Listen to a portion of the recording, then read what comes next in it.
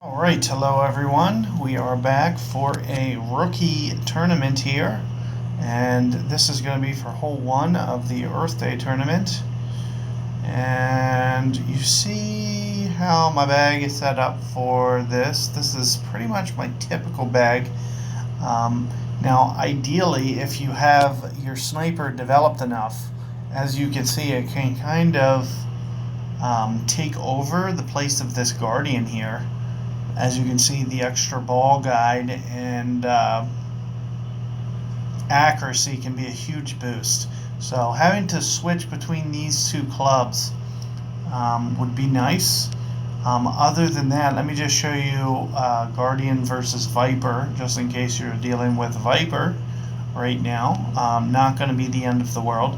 You see, these are very competitive clubs here. I'm going to stick with Guardian just because it has a 10 accuracy boost.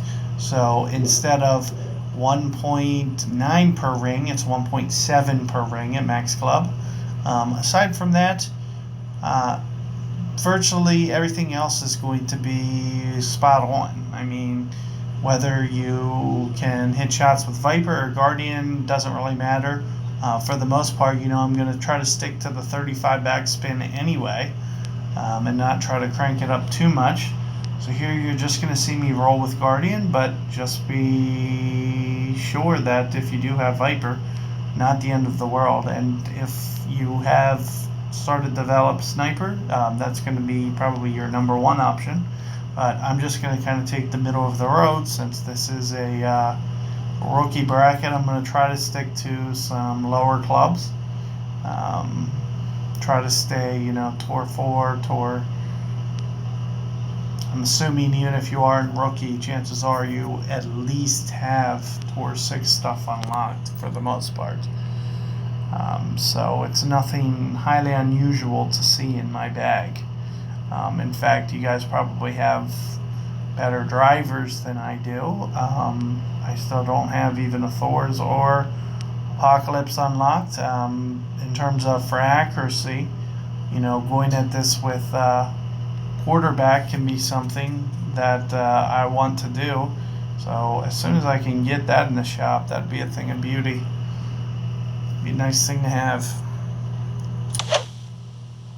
But let's just kind of jump into things. There I see -6 is the number.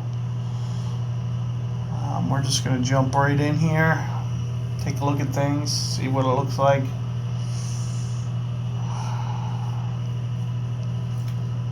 Not really sure what the winds are, but the winds are going to be so small, it's not really going to matter too much.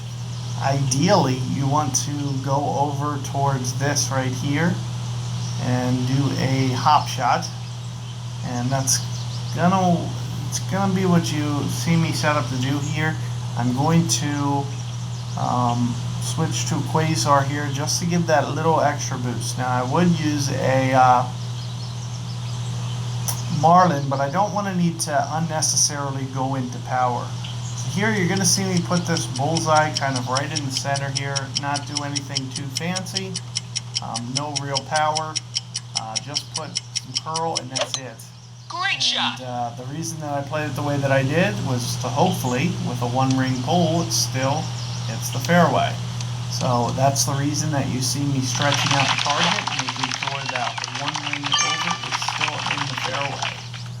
Just to be very on the cautious side. That's the best way to line up those shots and just, use the rings to your advantage.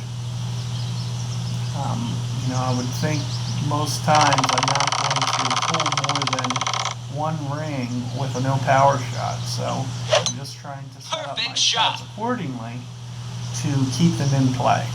So there's some strategy as to, my target line, and that's kind of why you see me putting on a side spin ball.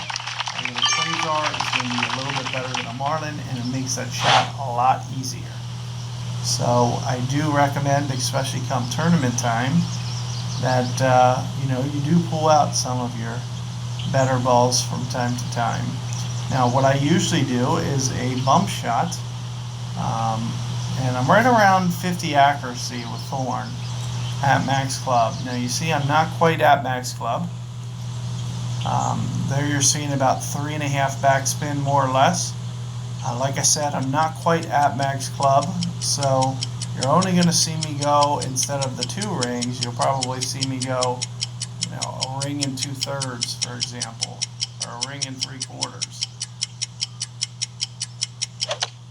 Perfect shot. Stopped it short. Nice on. Right on line too. So looks like I might have just jacked the backspin up just a tad too high, and I just left it on the short of the cup there. Unfortunately, not the end of the world. I'm not qualifying, so it doesn't matter. But it'd be nice to take advantage of that. So if you do crank up your backspin, just be a little cautious. Don't, I might have just ever so gently short hit it as well. That might have been a contributing factor. Keep that in mind if you're doing yours.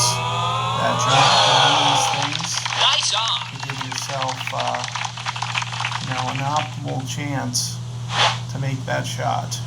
So I am going to jump in at least for a couple holes, just so we can get a sense of that wind on the par threes, and especially how they can react. I just want to kind of see how the par threes play. So seeing for the first time, especially if we get, for example, hole number 2 or hole number 3, is it? Yeah, hole number 3. If we could get that one right off the bat, that would be really great. And this is another reason to have Guardian on. This is a very easy Guardian shot, whereas anything else is going to be a little bit more challenging.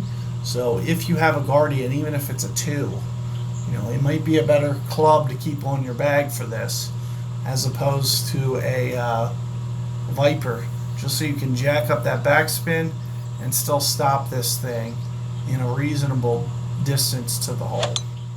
So what I usually do on this hole is more towards a max ring adjustment, which is 1.7 per ring. That's actually, all things considered, really good.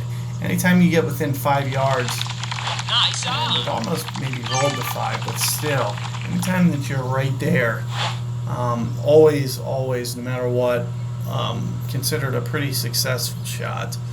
Like I mentioned, I do play this right towards max club, and as you can see, I am going to have to play this off the fairway, no question. So you're going to see me set up to do so, and additionally, like I said, I will play off that max distance number on this hole. So here you're going to see me play pretty much spot up. Ooh, can't even go 3 rings. So I can short hit it 1 ring. You want to be very cautious when you're doing this, not to over short hit it. Perfect shot. So that's about more or less kind of in the proximity of 1 ring. And it looks like I did short hit it. And we are going to have a very close battle here. Nope, 6. So as you can see, I got edged out. So keep in mind, if you're trying to estimate, it gets a little bit hard if you're right on the short end of the club like that. That was a very tricky wind for the rookie.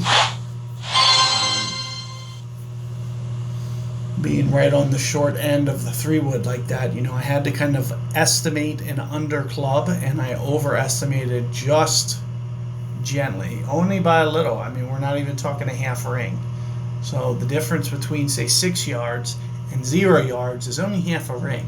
Like, that's how close and precise you need to be with your adjustments, especially off the fairway, because it just slopes so much that in that short period of time, the green, or the slope will change so much that you'll be that farther down the green. So keep that in mind when you are setting up for that hole, and do your best to Be very precise. You can see how little I pulled back and how that was about a 1.5 ring adjustment.